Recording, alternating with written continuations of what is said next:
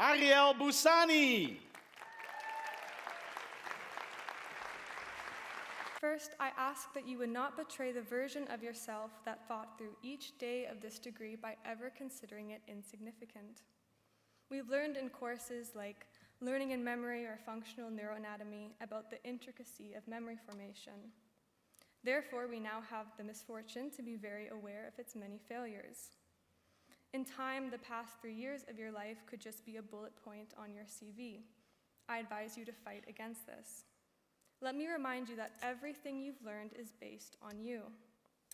We often separate the personal experiences of our life from the classwork we encounter, and I think that's a devastating accident.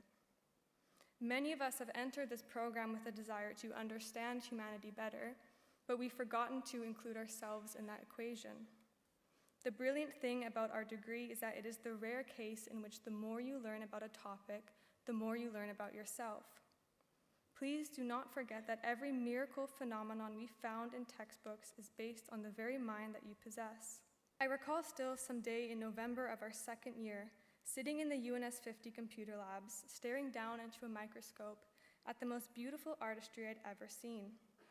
It was Golgi stains of the pyramidal cells contained in our own neocortex. Textbook diagrams had taught us how these neurons were fashioned to help us learn and adapt to the world, but seeing them myself was something different.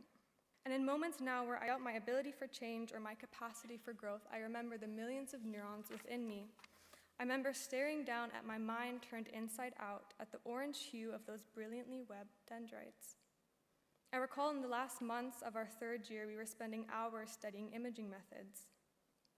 In one of our lectures, a classmate was hooked up to the EEG, and we watched the waveforms jump and sputter as she blinked and made decisions.